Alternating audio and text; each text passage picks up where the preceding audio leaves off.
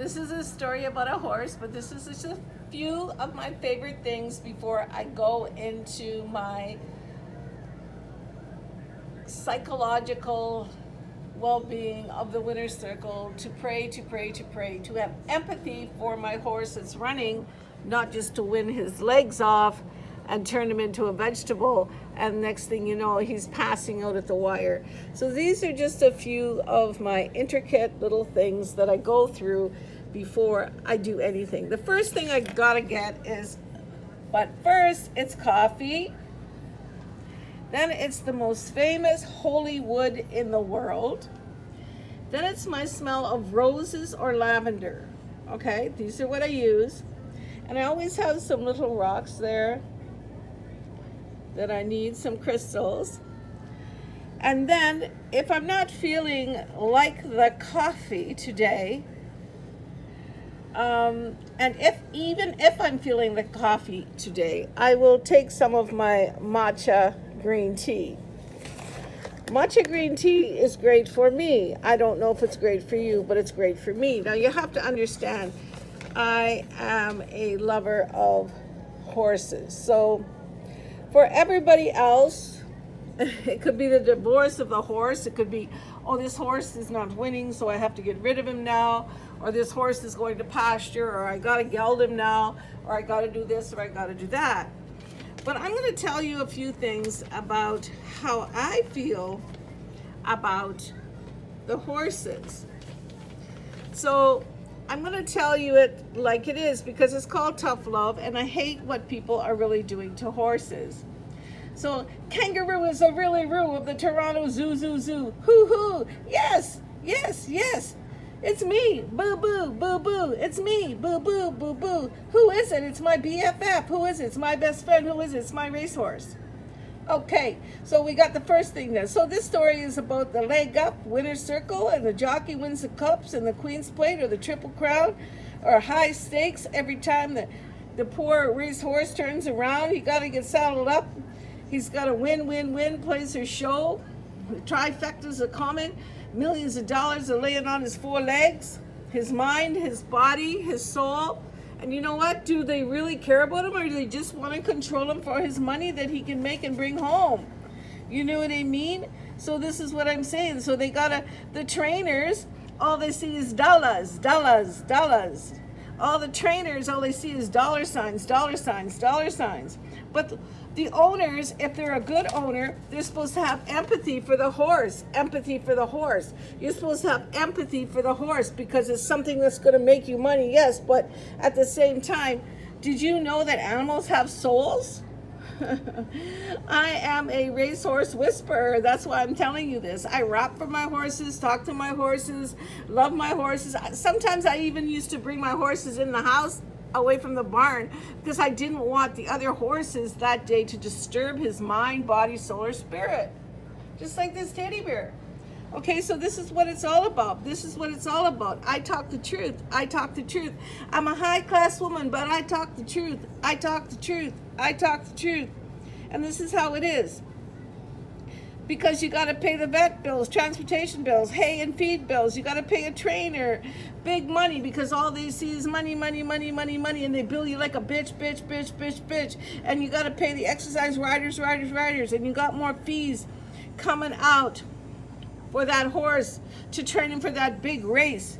Are you really going to win when you're up against 21, 16, 14, 11 horses? Are you really going to win when you got the best jockeys in the world on these horses and the best trainers with the biggest names in the world, and the Arabs from Dubai coming to buy the yearlings in Kentucky and mix them with some hybrids? Are you really going to win it? Well, we don't know. But all I know in the end is the poor horse. The poor four-legged horse. The poor four-legged horse. Everything is riding on him. Everything's riding on him. Not just the saddle or the bridle. Everything's riding on him. Everything's riding on him. I'm a rapper, so I understand, because everything's riding on me. That's why I have all these things in front of me. Because if I don't have these spiritual things diligently, I am going to fail, because I need the power of the mind, body, and spirit, and I need the power of different sources so I can go through that happy hour, because it's, but first it's the coffee, and then it's the matcha tea for me. You understand how things go, because racing is a gamble. So welcome, welcome, and welcome to the arts, culture, and heritage, parks and trails, sports and recreation, attractions, Woodbine Racetrack, Santa Anita, and of course the big one in Louisville, which is the Kentucky Derby. And all the ones in between, we know who they are already. When they don't make it on this track, they go to this track. When they don't make it on this track, they go to this track. When they don't make it on this track, they go to, sometimes they get gelded, sometimes they get traded, sometimes they get sold, sometimes, you know what? It's a vicious circle of the four-legged disaster, as far as I'm concerned. Because when they're done, what do?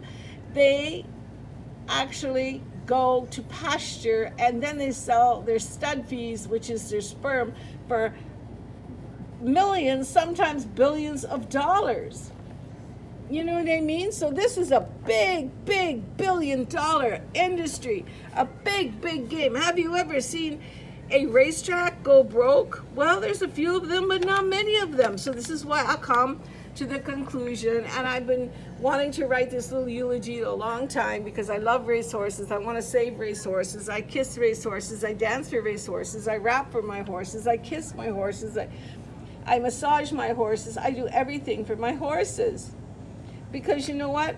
I'm a real four-legged lover of racehorses. So if any jockeys out there, any trainers out there, any owners out there, or any racetracks out there who really have empathy for horses, my name is 187 Mama Pimp Mafia, Sonia Fuderman.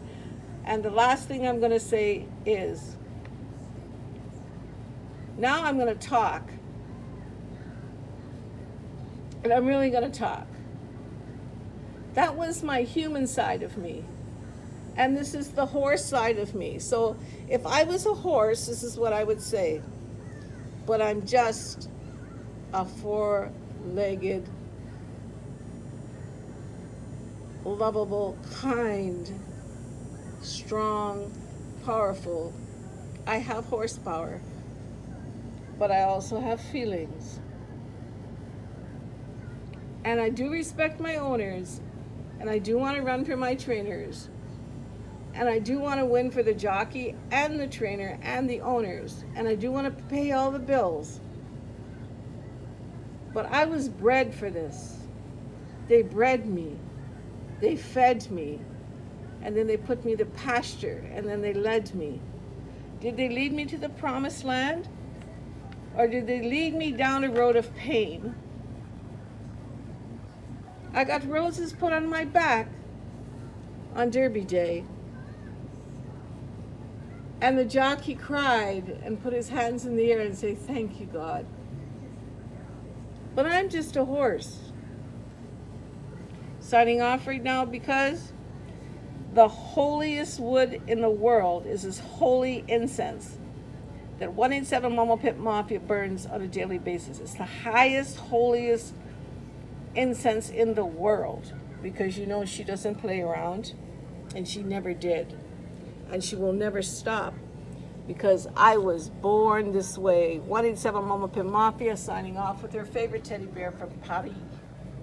See you later, alligator. Ciao, baby. And blow a kiss from 187 Mama Pit Mafia. Go to SoundCloud, Sonia Fuderman, SonjaFuterman. Go to SoundCloud. I have 47 tracks. I'm a famous rapper, oldest white female rapper in the history of the planet, and the greatest racehorse lover on the planet.